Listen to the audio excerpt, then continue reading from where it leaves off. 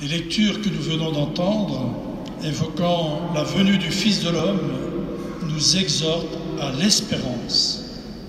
En cette fin de l'année liturgique, l'Église nous présente la parousie, c'est-à-dire la fin des temps, notre avenir. Dans la première lecture, Malachie écrit aux croyants qui ne savent plus où ils en sont. Dans cette période de l'histoire, environ 450 ans avant Jésus-Christ.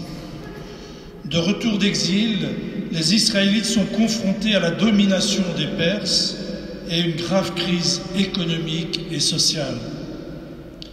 Alors que la paix et le bonheur semblaient s'établir, voilà que les épreuves recommencent. Tous semblent perdre la foi et s'interrogent. Pourquoi Dieu ne fait rien contre ceux qui se nourrissent de la corruption? Ces questions rejoignent celles d'aujourd'hui. Pourquoi les guerres, le terrorisme, les persécutions, la violence, la pauvreté? Alors Dieu envoie son prophète Malachie annoncer sa venue qu'il décrit avec des images apocalyptiques. La destruction sera comme un feu dévorant pour ceux qui n'auront pas été fidèles. Puis dans l'Évangile, Jésus annonce la destruction du temple de Jérusalem, également avec un langage apocalyptique. Des tremblements de terre, des épidémies, de peste et de famine, des guerres et autres faits terrifiants.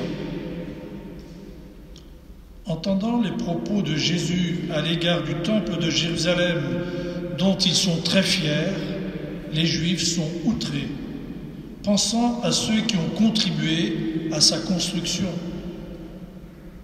Outre sa beauté, il représente la demeure de Dieu au milieu de son peuple sur la terre, un lieu saint et sacré comme nos églises, nos basiliques et cathédrales.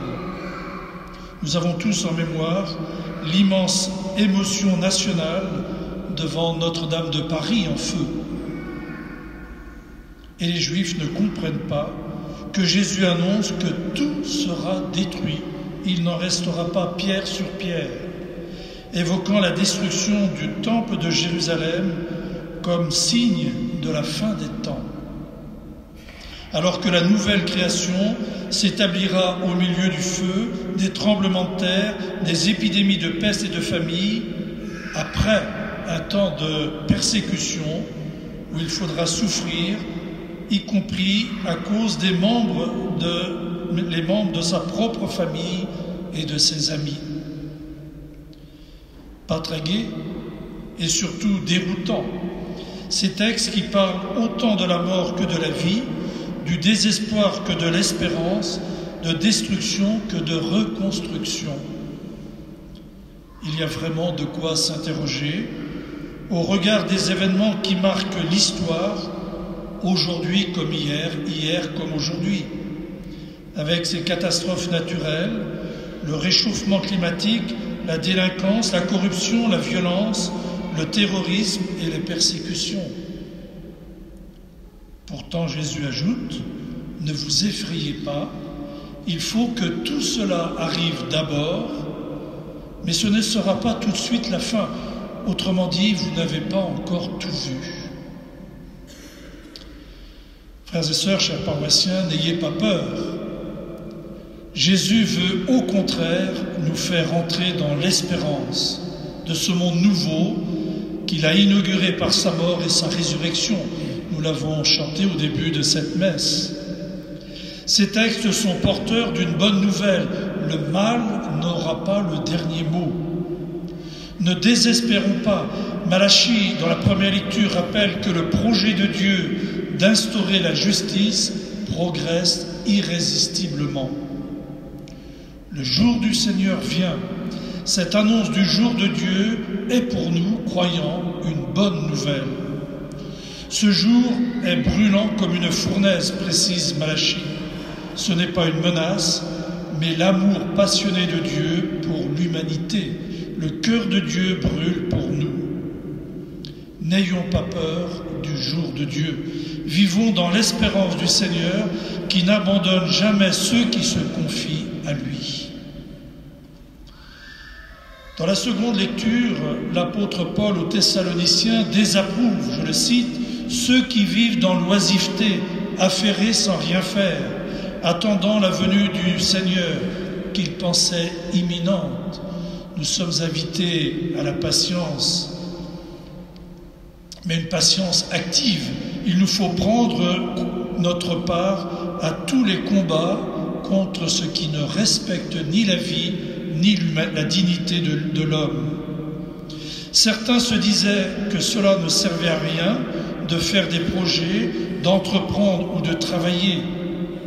Il fallait se consacrer totalement au retour du Seigneur.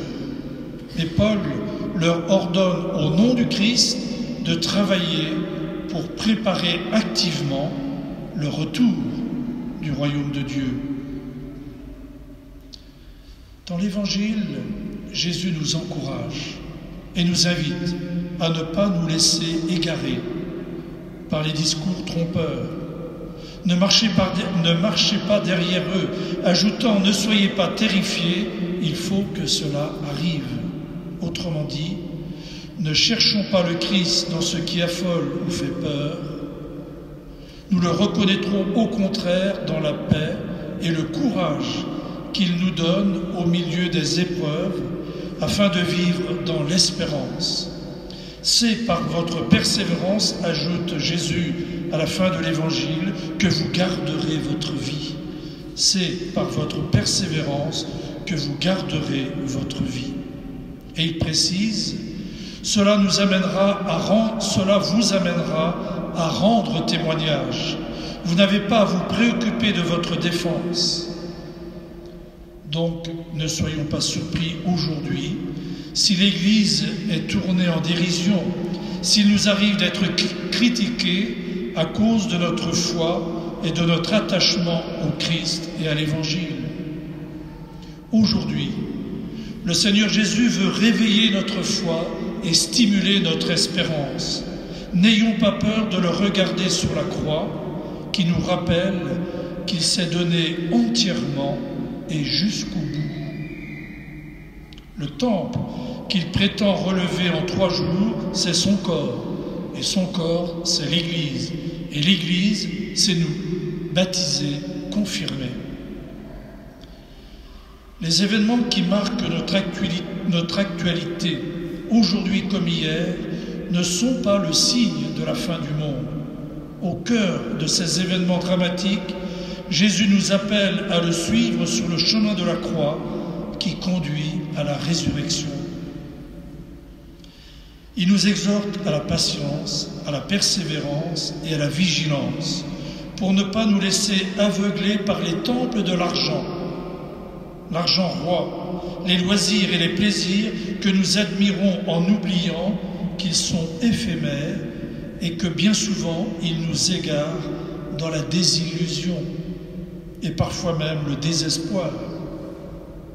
Les temples de la modernité et de la sécularisation nous détournent non seulement des valeurs fondamentales de la vie et du bien vivre ensemble, mais aussi de Dieu lui-même, source de l'espérance.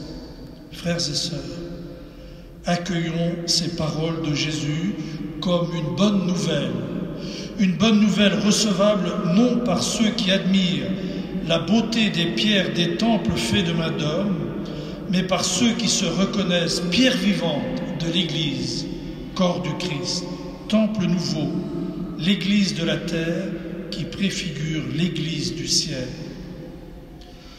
En cette journée mondiale des pauvres, demandons au Seigneur de raviver en nous la joie de croire en Christ ressuscité et le bonheur de servir le Créateur de tout bien en nous mettant au service des plus pauvres. Amen.